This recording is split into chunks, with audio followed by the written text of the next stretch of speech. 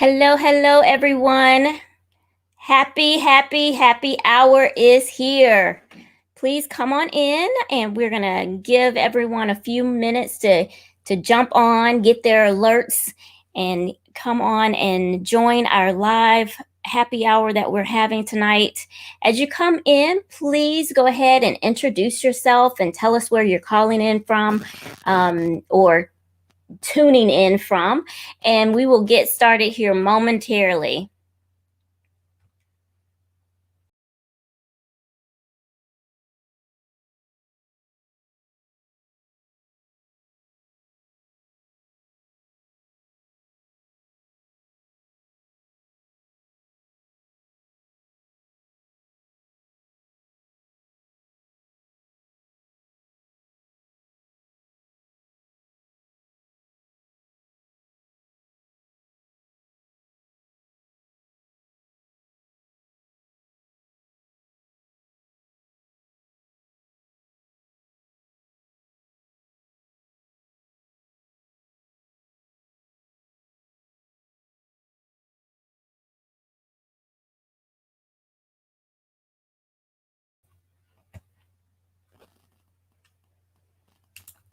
All right, everyone. Thank you for joining us for another episode of Career Happy Hour. We are so excited to be able to come to you again. We have just an exciting guest co-host tonight. I cannot wait for us to talk with him a little bit more.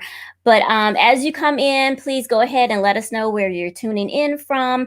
And we will go ahead and get started. I know it's a couple of minutes after, so we'll give people some time to come in. But I am Lashina Recruitalina, your six-figure career brand coach. I am absolutely obsessed with your success. And how I am doing that is that I am on a mission to normalize earning six figures. And when I talk about six figures, it's not just stopping at $100,000. It is going up to $999,999. So just one shy of $1 million is what six figures really means as its definition. And I'm on a mission to normalize making and earning six figures. So that's why I say I am absolutely obsessed with your success.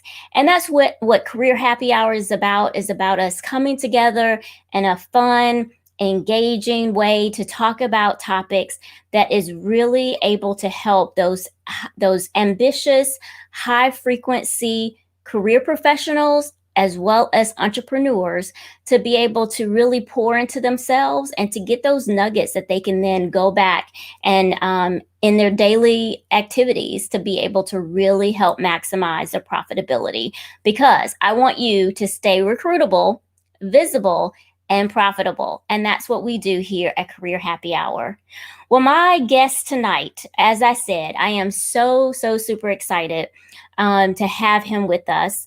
Mark Goodman is a really close friend of mine, but also you have probably seen him in a lot of different platforms just because of the cause and the mission that he's on and the journey that he's been on, that he's been very vocal in being able to share that story in order to help other people. So I want to bring Mark in, and let me get you on the screen. Hello there, Mark. How are you, my friend? I'm doing very well. So good to be here with you. Oh, I so appreciate you taking time out of your busy schedule, because you are a really busy man. You always have been, and and I so appreciate you taking some time to come and to share your story with us, because as I talked about in the promos, that it's about making your haters your motivators. And I say that because so many people can resonate with that saying, because usually a lot of us have haters. I mean, especially when we are, we're visible and we're successful, or we appear successful.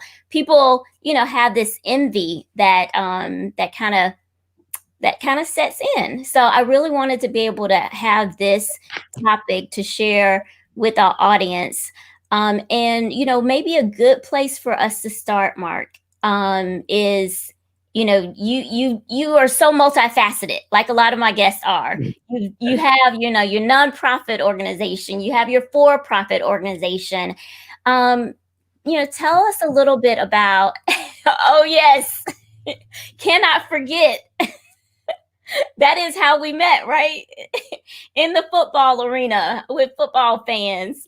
But what is it, people look at you now and they're like, wow, you are just making so many great moves and are so successful. Did you always want to be an entrepreneur? Did you always want to be or have your own nonprofit? Like, growing up, what did you want to be when you grew up? Yeah, great question. And no, not by any means. And life has thrown a lot of curveballs at me. And it always amazes me when I see young people who have an idea of where they want to go. I'm 62 years old. I'm still trying to figure out what I'm going to do when I grow up, right? Yes. I still got this big kid inside of me. There's no doubt about it. But before we get there, I just want to say thank you very much for all that you do. And for those that are following us right now, I don't think you quite realize between the lines of what she's doing, appreciate it. There's years ago, I followed this thing called Psychology of Achievement by Brian Tracy. And what he speaks of so eloquently is that so many people, if you set in your mind what your value is, then what happens is if you fall behind it, you'll get a second job, you'll do other things in order to reach that. If you make more, you start spending all the money, you'll still fall in that. The trick is not to work harder or to get an extra job. The trick is to change the mindset that I am a six-figure worthy person. And when you change your mindset, the other follows. And so hats off to you to share that concept. Awesome. But listen, to answer the question is, look, I by no means an entrepreneur. My first dive into entrepreneurship was at a very young age of having my own candle business and a leather business as a young teenager. So I guess without even thinking about it, it was ingrained in me from my one brother, who we were constantly working on different businesses. But a lot of that had to do with shortly thereafter. So I'm going to throw you a little twist here. As a teenager, I lived homeless on the streets of LA, eating out of dumpsters and soup lines. Okay, true. And so my next entrepreneurship was to teach other people how you can live on nothing and do it well. I make fun of it now, but there's a grocery store in Malibu. That dumpster, I swear to God, I think I got fat off of. I mean, it was the stuff they threw away. It was absolutely amazing.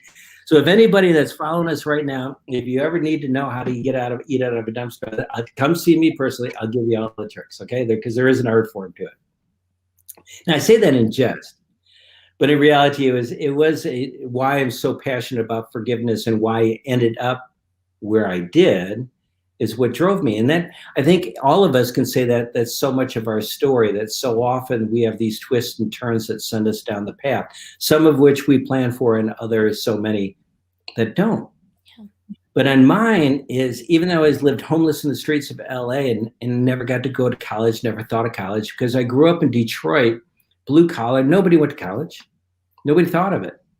But bigger than that, I grew up in a situation that was not only blue collar, but an alcoholic mom and dad, and a father I had three older brothers, that was not only physically abusive, and when I say physically abusive, I mean with fists to the point of almost unconscious.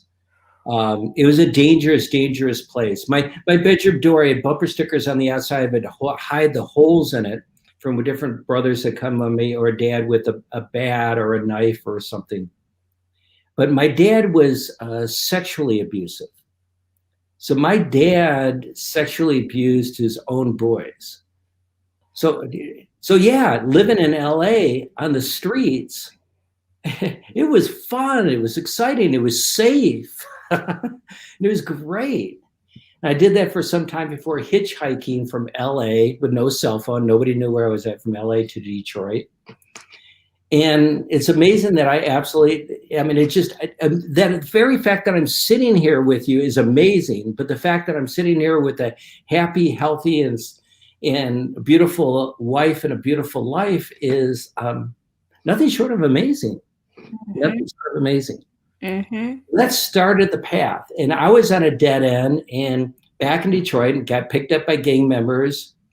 And I grew up streetwise, and I knew they thought I had ripped them off, and I knew this was the end. And I knew that that was it. You know, I'm 19 years old, and that was going to be it. And so finally had the opportunity to say, I'm a dead man walking Detroit. I'm leaving. And I had a choice between Corpus Christi and Tampa. And I flipped a coin and I came up, and I swear to God, that's how I ended up in Tampa. Absolutely. And life changed overnight. So where it changed was, so much of it had to do with Brian Tracy. If it's to be, it's up to me. I can sit here. And yeah, it's a horrible story. I get it. Yeah. But it's still, I had choices.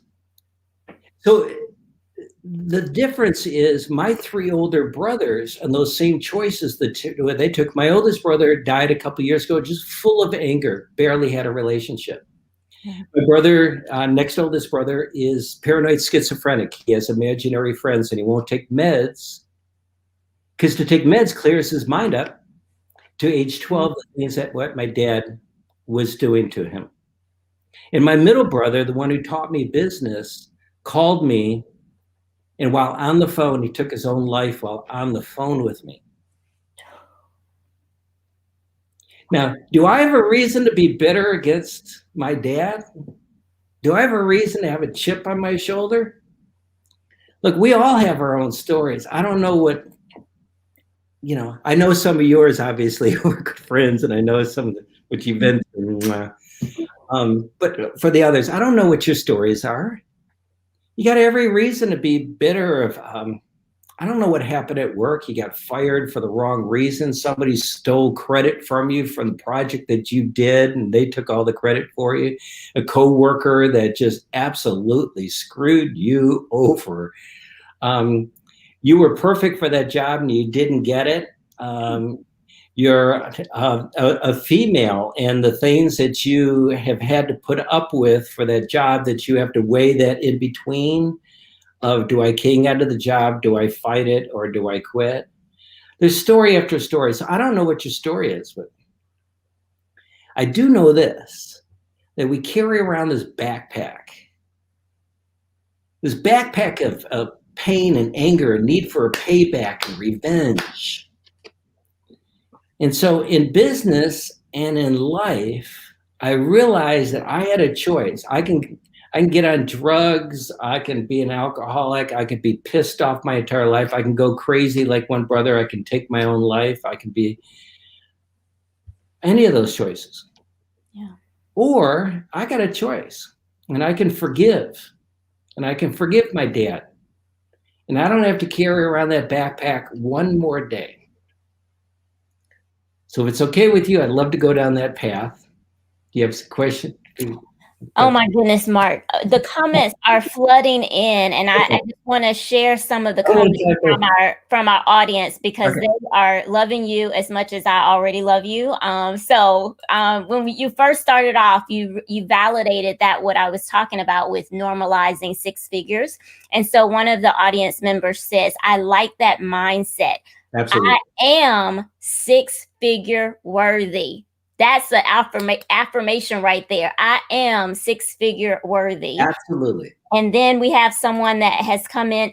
So feel free to put your name if you want me to shout your name out, because it's not showing your names. But wow, God bless you, Mark. Really amazing. And then we do have someone that's D-Man 22, brother from another mother since 97. I know who that is. Mentor, brother, and inspiration. You know that one, right? I know. That's my brother from a different mother. That's exactly it. We've been through a lot together, right? But yeah. I think I have two more. So this one, you're literally a walking miracle. And I absolutely agree with this one. But I think this last one here really tees up the next segment here that we want to unpack a little bit. Oh my God, I can't believe you're still able to smile. I need to know how you did it. Please tell us your secret. I would love to.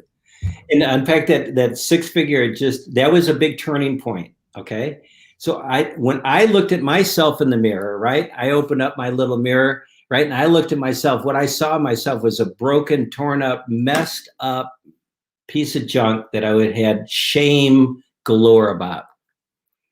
And so what I did, it was in looking at that, I had that choice, and I saw that Brian Tracy teaches the same thing, is if you see yourself as a six-figure person, if you see yourself, and I started seeing myself as somebody who wasn't full of anger, wasn't full of all of this. And so what I did is I worked through forgiveness. Now, how you unpack that? Here's the big secret is in the whatever happened to you, right? If being a victim, the problem with being a victim is victims are they're powerless. Victims have absolutely no control of their lives. Victims are at the mercy of others. Victims can only react. Victims are prisoners. They have an excuse for, just about any type of behavior. And I didn't want that. I wanted an opportunity to move forward. So I started working hard on a career called computer telephony, and I started learning everything I could about computer telephony. In the back here, I probably still have some of the books. And for 12 years, I even had MBA for Dummies, so not going through college. By age 39, I was the CTO of a publicly traded telecom company, which is, with no college, is absolutely amazing. In 99, I was a keynote speaker at the Computer Telephony Expo in Paris, France. And so,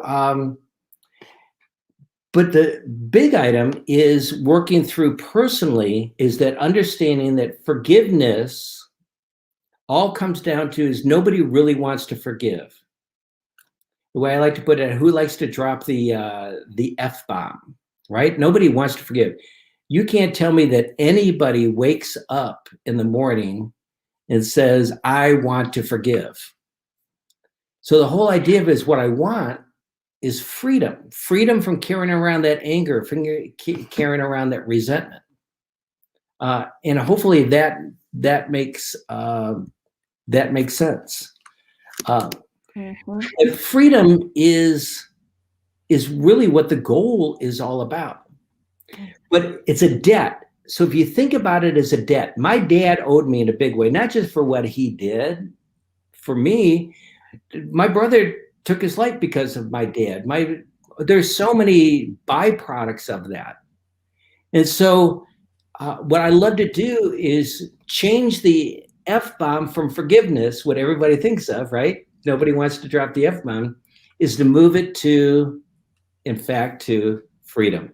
So the beauty of it is this, is if there's a debt that's owed, and whatever it is, your boss, your coworker, whatever it is that happened to you, mom, dad, the church, life itself, why did this have to happen to me? That debt usually can't be paid back. It's a debt that can't be paid back. In society itself, and what you keep on hearing is, how can I forgive them? They never apologized.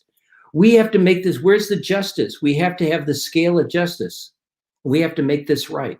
And I'm going to stick around and I'm going to hold on to this and make sure that we have justice on this. And so I'm going to hang on to this. And what happens is, co-workers, family members, and friends that years ago from a divorce situation or firing or whatever it is, are still carrying around that backpack waiting to get their justice. You know them. I know them. Yes. And, with that, some of my mentees that I coach who have been laid off or who have been fired from their jobs, they cannot successfully communicate their abilities in interviewing for another job because they hold so much resentment that this happened to them. How dare they fire me? I was doing my job. How dare they lay me off? I worked for them. I was loyal to them for 20 years and they let me go. And it's just this internal anger that they have that they don't realize is impacting their ability to get another job. Absolutely. Come Now back. you open a great one. So what happens is that when you've been wounded like that, we all have, like you don't get to be an adult. You don't get out of childhood without emotional bumps, bruises, scars, right? Yeah. That happens, and that happens in business. But what happens though with any wound, if you don't heal it, what happens? You have the wound of unforgiveness. And that open wound starts causing new issues. The wound of unforgiveness affects and infects all our relationships. Let me say it again. The wound of forgiveness affects and infects all our relationships. And so what happens is by doing that, you don't realize that by holding on to it, and look, a lot of people want to hold on to that. It happens all the time, right? There's so many people that just feel as though, I think if you ever heard the movie The Shack or the book, the abuse that he went through, he says it took him 50 years to get the face of his dad off the face of Jesus as a believer. But some of us would rather stay and fight and stay in the pain than surrender and be healed. But forgiving and surrendering can provide peace and freedom. So if we go back to the debt, it's a debt that, what could my dad, let me ask you this, what could my dad ever said or done to make up for what he did? If I was trying to make this even again, what could he have ever said or done again? Nothing. So what happens? I'm going to, like my brothers, I'm going to go to my deathbed carrying around this anger, or I don't have to be a victim anymore. So yeah, I love to talk about it. Yeah, I was sexually abused as a child, and I had a bad meal at Chili's last week. I'm on the other side of that pain, anger, resentment, and shame, right? So what happened was, in that debt, I chose to write off the debt. It's a debt that can never be paid back. You owe me $200,000. You're never going to pay me back. You know what? I can stay angry and pissed off my entire life.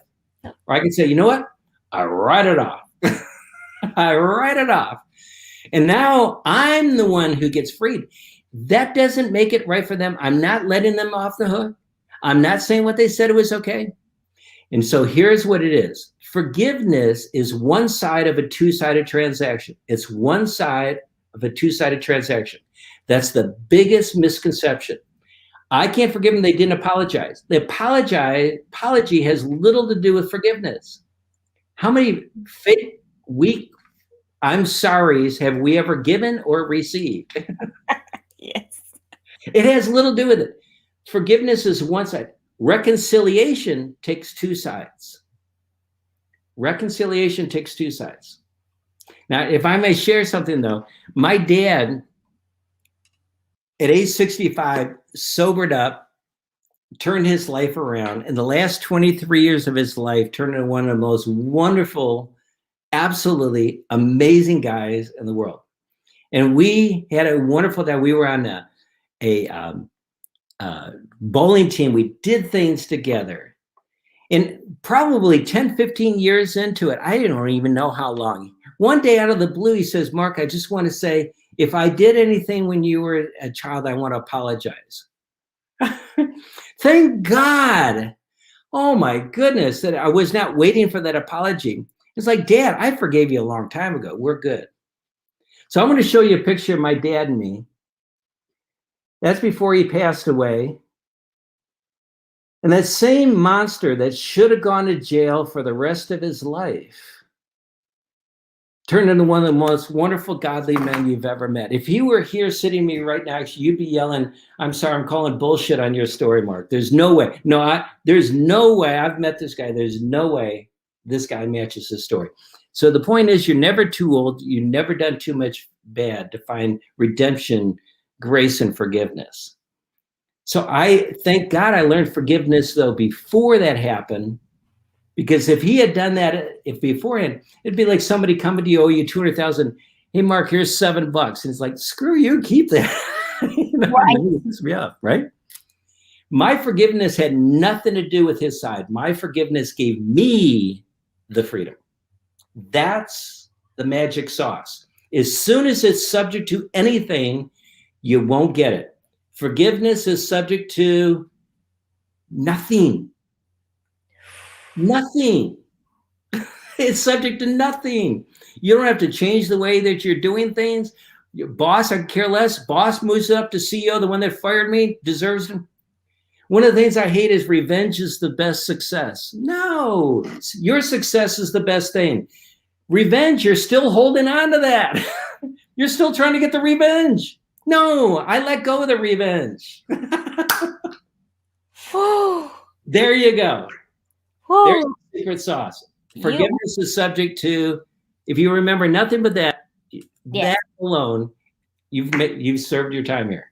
And I love this comment from Dales. He says, "You're never too old to find forgiveness and redemption. That's good." That is absolutely true. That is absolutely true. You know, one of the things that this is really heavy for a lot of people, a lot of us, because you think about forgiving someone that has done something so horrific. I mean, especially in your case, some of us can't even like fathom your journey and the things that you've gone through, and to see that you can say it with a smile on your face. And I know that it's a genuine smile, and you have a genuine energy about you. You're not faking the funk when you say this. Oh, no. Hard for so many of us to be able to understand that. And, I think a lot of that is, we could talk for hours and hours, Mark. So, but, we have to have a condensed show because this is happy hour. It's only an hour and we have our drinks.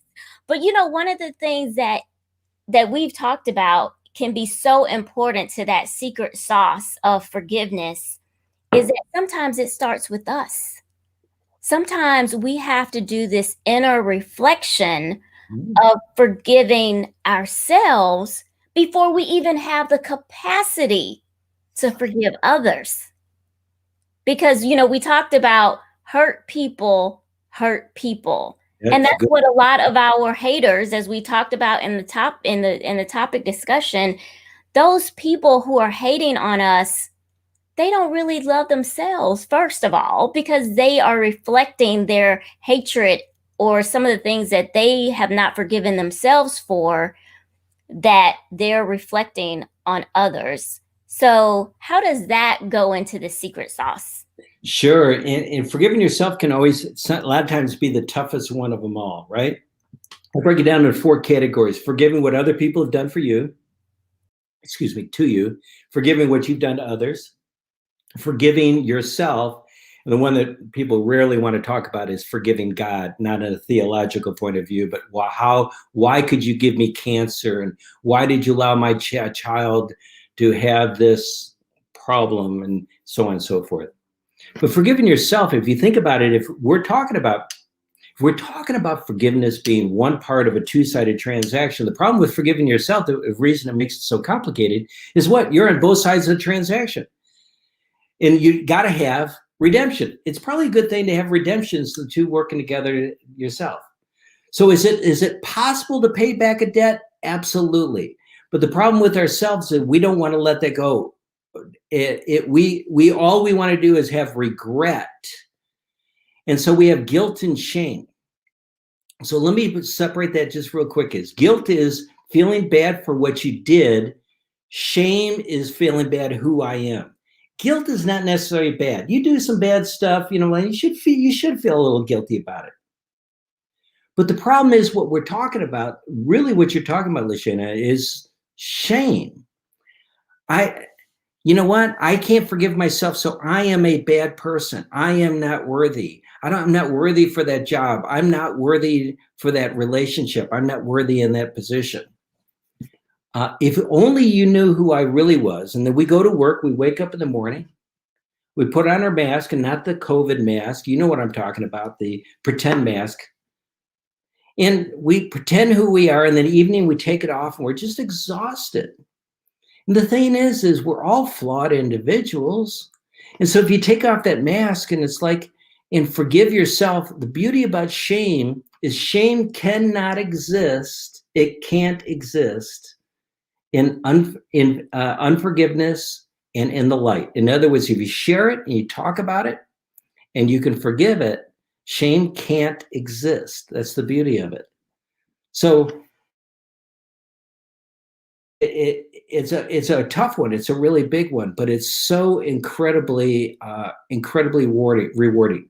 So here's another tip for you here. If I can give you like the nuggets to really to hold on to. Forgiveness won't change your past, but forgiveness will change your future. It won't change your past, but it will change your future. And you don't do it for them. They don't deserve it most times. You do it for you. And so now I've got a beautiful wife, beautiful life. Got a company, entrepreneur with a company. Got a in fact, I joke around. In fact, let me lean back here real quick here. Oh, the wrong side here.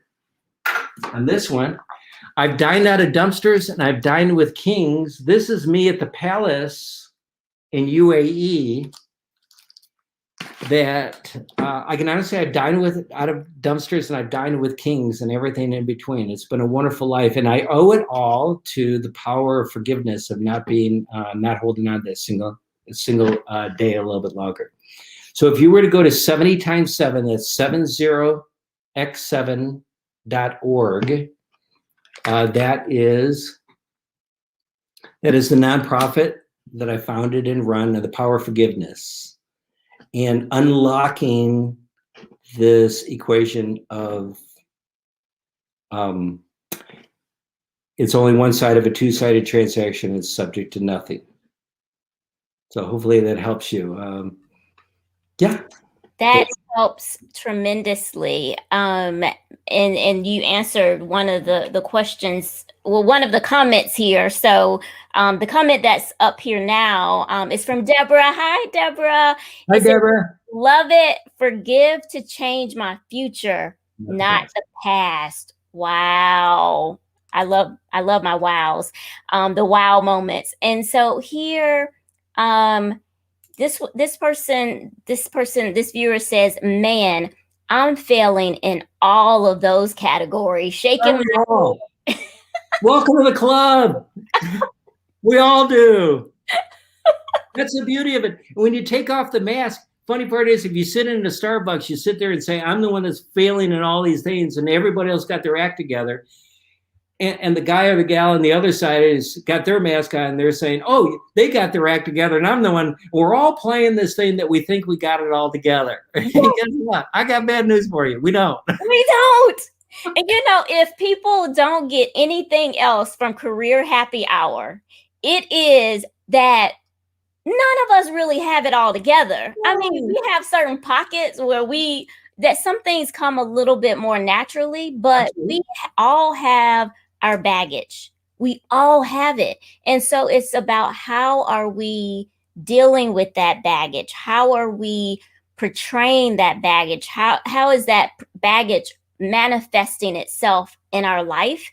And a lot of what you're talking about with the forgiveness, Mark, I mean, it speaks to, one of the things in the Facebook group. If you're in the Facebook group, you saw that I post little nuggets here and there that sometimes, others who are not in the Facebook group, they don't get to see. But one of the things was this money attraction challenge. It's a 5-day challenge that I just randomly came across, and, it's free. So I'm going to share it with you all, and because I've done one in the past.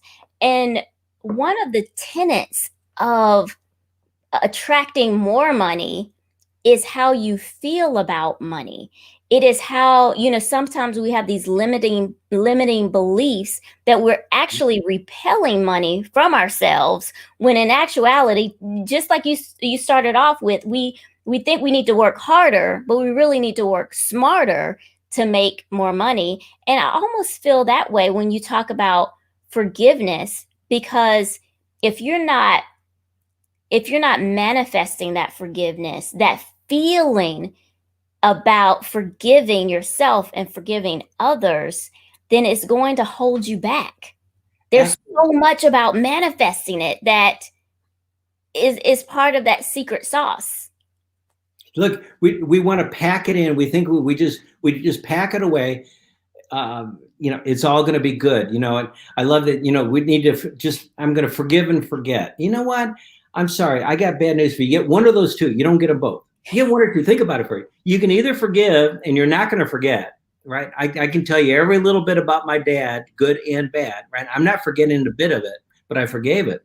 It's like the debt. You owe me $862.13. We're going to have an accounting of it. If I'm going to forgive it, I'm not giving you a clean slate. When I went back to forgive, I interviewed my old family members and friends, and I discovered stuff that I had forgotten about or I'd blocked out of my head, and it was worse than what I even remembered it to be. But I was going to have an accounting. We're going to forgive this. We're going to forgive it all. So forget only holds it. And what it does is hold you back in business, right? It holds you back in relationships, in life. And when we say business, I'm saying the relationship when you come home, right, with that significant other, it changes that. And for those who believe, it changes the relationship with your higher power as well. Mm-hmm. It does hold you back. It gets in the way. Mm-hmm. And one of the things that I found really intriguing as I was doing my research for our episode tonight was about how leaders, there's a certain aspect of forgiveness with leadership in order for your business to be successful. So let me kind of give a little bit of backdrop there. So if you're leading a team or you're leading a business, you're the CEO of a business, there's a level of forgiveness that you need to give to people, that they are allowed or give them permission to experiment, because they may not always do it right the first time. And if they feel as if you're going to hold a grudge against them, they're not going to experiment again. They're going to follow the letter of the law.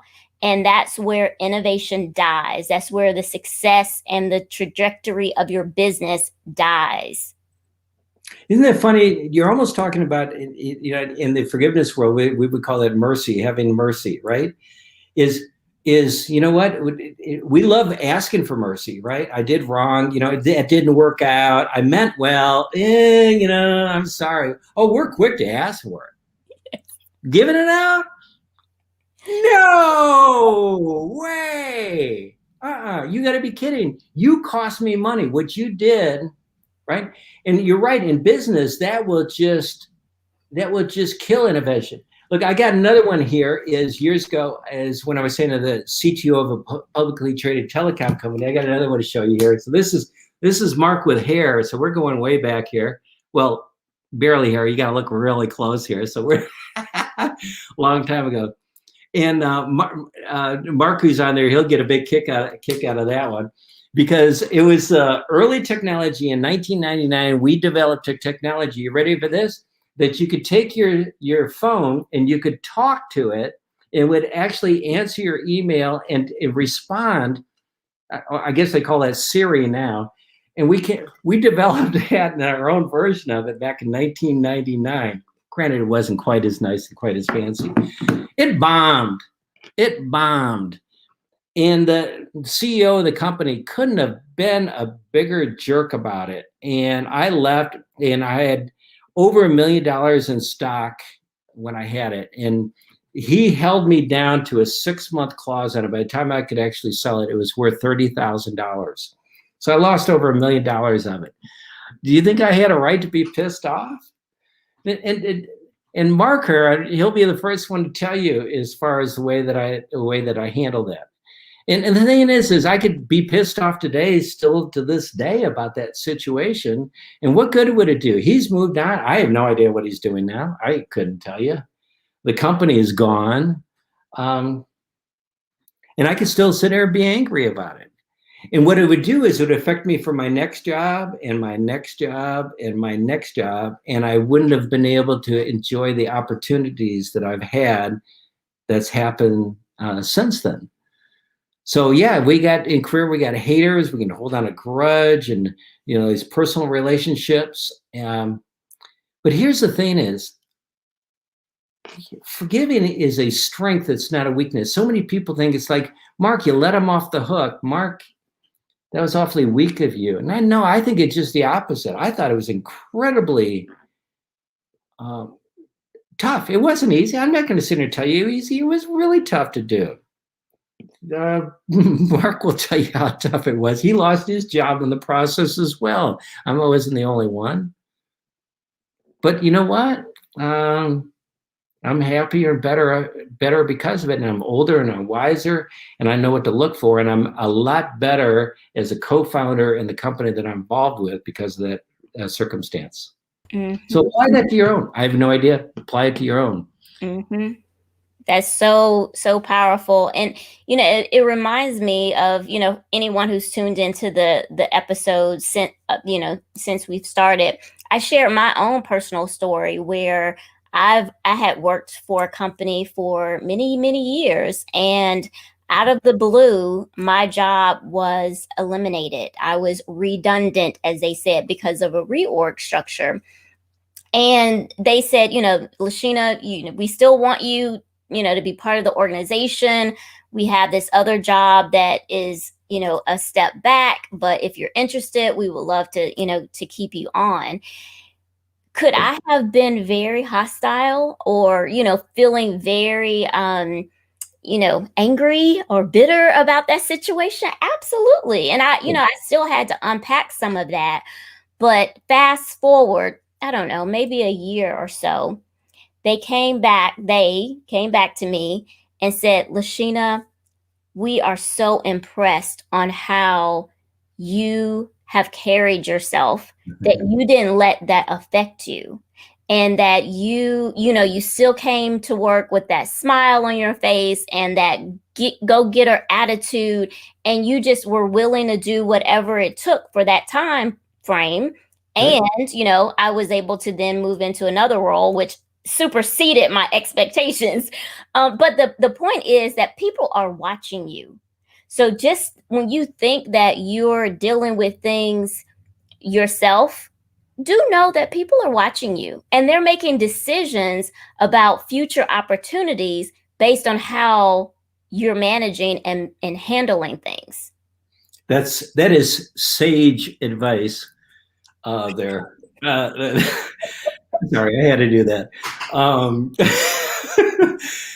Absolutely. And when you say watching, we're not just talking coworkers. For those who have spouses and children, I got news for you. They're watching you too. Yes. They're watching every bit. And we're teaching a lesson for those who are around us. Yeah. That is a great point. We're, because people will, see your behavior, and our kids, they will pay attention to our actions quicker than they do our words. And if that's what we're training them to, to forgive others, and they're not seeing us do that, then it all works together. Absolutely. And so whether it's work or, in my nonprofit, I deal with people who've been through some really, some pretty bad stuff, some ugly stuff that a lot of them the story is a lot worse than mine.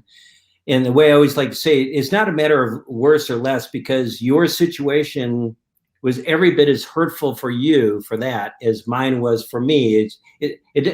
So they're actually even. It's not a matter of more or less. But, I had lunch with 2.5-hour lunch on Friday with a guy who's 14 and a half years in jail for what he says is undue cause, right? And every right. So the message is, for whatever happened to you, you got every right to carry around that anger. I'm not going to take that away from you. I promise you. Lashina, for what happened to you, you had every right to be pissed off and angry. I think you'll agree with that, is you had every right to. The point is whether or not you took the choice to do that, because that carries forward to you in those relationships for that next job, when you come home in the evening, and it all carries over to it. And so to be free of that, you know what I mean? It's like, man, so the question I have for you is really two of them. At some point, your shoulders get tired. I mean, at some point, is carrying this around, doesn't it get tiring? Doesn't it get a little old carrying around that ex-business partner that screwed you over or whatever that it is? It gets, or your dad that did the things that were wrong or abandoned you. Doesn't it get tired carrying that around? And do you have a choice of not having to carry around another single day without letting them off the hook? But for you, and do you deserve it? Do you deserve better not having to carry that around? So the game I always like to play in this just was the game of what if. Just play the game of what if. Don't make a move on it, but what if I were to forgive that boss and I didn't have to carry it? What if I let that go and I didn't carry it around another day? What would life be like? What would tomorrow be like? What would it be like coming home from work and not carrying that chip in my shoulder? What if I were to do that?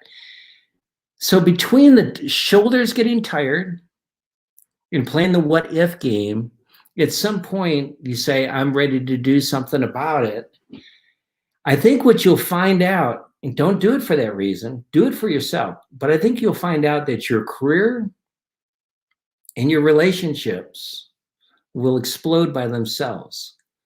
And one day you'll wake up, you realize, oh my goodness, it's so much different now. And people are attracted to me. I'm a magnet to people because of my forgiveness rather than being a turnoff because of my bitterness. Just try it. It's something about saying what if that puts your mind, it prepares your mind for being able to receive the impossible. That's a great. I'm right. Word. Seriously, I mean, that is good.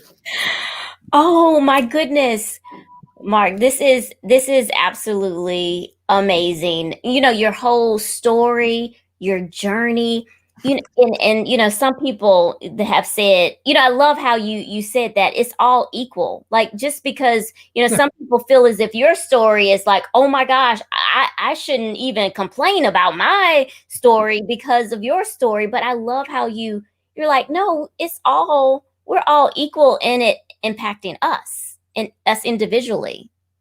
Oh, yeah, it is equally as bad, whatever it is. I lived this wonderful life, except for, mom and dad divorced when I was 14 years old, and I'm holding on that. Well, that doesn't even closely compare to your story, Mark. I'm sorry. Yes, it does. It's the exact same thing. Okay? It's the exact same thing. Mm-hmm. It's no more or less hurtful. It's no more or less than holding you back from the next career job. It's no less holding you back in those relationships than what mine did for me. Wow. And I love how you connect career, your job, and relationships, because it's all about relationships. Your coworker relationships, your romantic relationships, your friendship relationships. Like, we were created as relationship people and community people in different capacities. The biggest joke is business ethics. There is no such thing as business ethics. There's ethics or there's not ethics. There's no, you don't turn it on at work and turn it off at home, okay? Right. Mark, your story, I know people are going to have to listen to the replay to really sink in just the magnitude of your story, because some of us we can't even fathom just the journey that you've gone through. Like, have you thought about writing a book or putting it in a movie, like putting it on big screen? Sure, I would love to. So a couple of years ago at one of the mega churches in Atlanta, North Point Community Church, I spoke with Elizabeth Smart. I don't know if you remember her. She was the Salt Lake City 15-year-old. And the two of us spoke. And But why do you forgive? Why do you forgive? I mean, she was abducted for 9 months, raped virtually every day, and she forgave her captors, not because they deserved it, because she did. And so we spoke together about the power of forgiveness, of the freedom that it brings and the peace that it brings, that I don't have to carry around this another day. In the 2 years, amazing thing about this, Lashina, is if you were to look it up, let's say, Elizabeth Smart and 70 times 7, or Elizabeth Smart forgiveness, or Google it anyway. In that last 2 years, it's had 133 million views, 133 million views, over 700,000 shares. And so whatever you think that you're holding this on that I can't forgive, look, you're not alone. We all have a whole list of them. Look, and so what we've done is we're taking my personal story about this happened, and 4 brothers took it 4 different ways. And yes, we're working on a book right now called Forgiving a Good Man. But even more interesting, if you were to go to forgivingagoodman.movie, forgivingagoodman.movie. I'll be in Nashville tomorrow morning for the next 2 days. Got multiple producers here on this side, and we're meeting with another Hollywood producer on that side. And that, Lord willing, in 2022, will the movie come out with the $2.5 million budget of telling the story of forgiving a good man. And the point being is my dad's last name was Goodman. Yes, it's a double entendre. And my dad was an animal that should have gone to jail for the rest of his life, but turned out being a good man. So how do you forgive a good man? How do you forgive? But telling it in a creative story. So yeah, we're working on a full feature motion picture, got multiple producers on it right now, and a book and a platform with 70 times 7 to get this message out into work. So the funny part is I spent most of my business career wearing my mask with shame and not willing to talk about it. Until I sat in a small group, and the first person opened up and shared his stories, completely open and honest about it. And I held this stuff inside of me for the longest time, and I didn't want my wife to hear about it in the group. So I pulled my wife off to the side in the kitchen. I said, you better sit down, because there's stuff I've never shared with anybody, including you. Blah. And by taking that out of the darkness, by forgiving, all my shame went away, and my relationships, my work, my wife, my children, and yes, with my God, all changed overnight into a just incredible difference. And so we're crafting that into a book, into a movie that we can share to a wider audience. Yeah.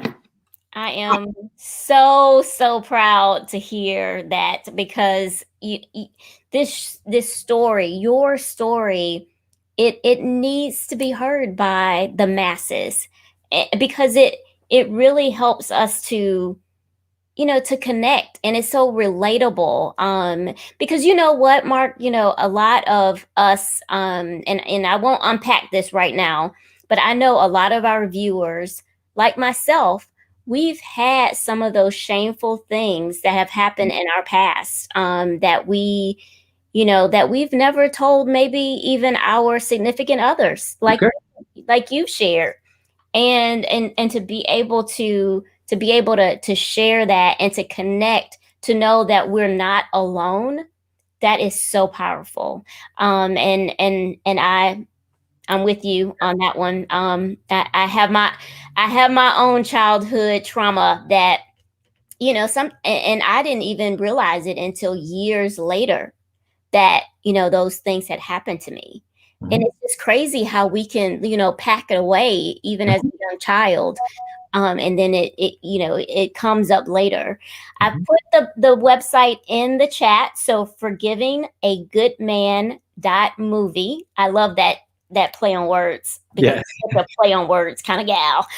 So I put that in there, and I remember tuning in to the Elizabeth Smart event that you did, and it was just amazing to hear her story. And my heart just goes out, because you can't even imagine being held captive, and just day after day, hour after hour, that you have no control over anything that's happening to your life. It was just. What can we forgive? Why can't we forgive that business partner who stole from us? That Yep. boss who ripped us off? All of a sudden it becomes, put it in perspective. But again, it's not for them. It's a debt that can't be repaid. I'm going to write that debt off for me. So Elizabeth Smart, Mark Goodman, or you, or whatever your circumstance, you don't have to go another day, not another day, carrying that crap around. Wow. That's beautiful. And it's subject to nothing. That's a beautiful. I don't have to get anything from them. They don't have to do anything. Nothing. It's subject to nothing. It's only subject to me. I've got control of it.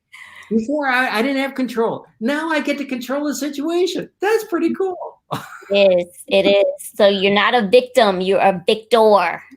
I was a victim. I'm not a victim anymore. I am not a victim. I was a victim. I did have shame. Now I've got a little bit of guilt for what I probably should have done differently. But I have no shame now. I have zero shame. Yeah. Mm-hmm. I love my life. I love my wife. I love my all about it. That is awesome. And I'm just so glad that my friend Mark was on this, because he's been through so much of this journey. Mark was like that's when he says my brother of a different mother. And I mean that too, because I got the short end of the stick with the brothers, obviously. And he was my brother that was beside me and through so much of this discovery process. Yes. Wow. We all need those in our life, right? To have those folks that we can link up with and form that community. Yeah. Mark, it's just been so amazing. I can't believe, I knew this hour would fly by, but I didn't know it was going to fly this fast. But we're at the end of our hour. You've given us so many great nuggets. I'm at the end of my drink too. I know. It's time for a refill. It was happy hour, It's happy hour. And you didn't tell us what you were sipping on. What are you sipping on? I was sipping on a good 12-year-old Scotch. Ooh. Oh yeah. Really nice Scotch. Yes. Oh, nice. I've put the information in the chat for people to connect with you. So 70times7.org. And I would be remiss if I didn't ask you. Most people would know about 70 times 7, but just tell us, that's such a really powerful website and name of your nonprofit organization. So do tell us the history there. Here's a little biblical reference there, because what happened was, and I'm going to use my version, not the other version of the Bible, is Peter and Jesus were driving down 400. Okay, and I swear to God, Alexis cut him off not one time, not two times, not three times, but 7 times. And Peter turned to Jesus and said, "Hey, I forgave him 7 times. Isn't that pretty cool?" And Jesus turned back and said, "No, it's not 7 times, but 70 times 7. In other words, you keep on forgiving." And I like to put it in that context because it makes a little more sense. If somebody cuts you off once, would you be pissed off? Twice? And what happens? You get to work and you're so pissed off, and you're still holding that grudge. And guess what? They're long gone. It's all over, baby. And you're still carrying around that backpack, right? Who won? They won. You let them win. You're still a victim. 70 times 7. You just keep on forgiving. And it ain't easy, baby. But man, it's sure worth it. It is sure worth it. You just put my road rage in a whole nother. Okay. Yeah. Okay. I'm gonna have to think on that a little bit more. Okay. That's the other thing, is that it's not a destination. I think that's important for us to understand too. This is a journey. You are not gonna always get it right. No. I still struggle every single. Don't think that it's the forgiveness guy. I've got it all figured out. I got news for you. I don't. I get pissed off, and it's like, hold on to. I wake up days. It's like, if only my dad hadn't been, and I start going down. Whoa, pull it back, Mark. Come on, pull it back. Yes. That's called being a human. It's okay. It is. The thing is the peace and the freedom is worth going through all this hassle, not hanging on that anger anymore. Yeah. But you're here for people. I mean, that's where I want people to make sure that they understand that if they know that they need some extra help, that that they know that they can't do it alone. That's where your nonprofit 70 times 7.org is there to help, right? That's correct. To provide opportunity and information accordingly. So that's my movie producer calling me right now. How about that? Huh? It's the executive producer, Adam Dukes. When you go see the movie, you'll see Adam Dukes, the executive producer. That's him. Okay, well, that's tell him, hey, on a meeting, we'll call you back as soon as possible. How's that? Okay, so one last thing, and then we'll let you go because that's important stuff. We need you to be profitable. That's really part of our slogan is that we need you to be visible, recruitable, visible, and profitable. Your for-profit organization, though, I think is such a cool idea. So tell us a little bit about your for-profit piece. Sure. And I just want to make it really clear that I'm here on tonight, not because I'm pushing anything, because if I got anything out of this, I would love to hear a story of I would have been holding on the grudge, and I don't have it yet, but I'm going to work on it. And I'm here for you guys, not for, I just want to be very clear on that. Okay.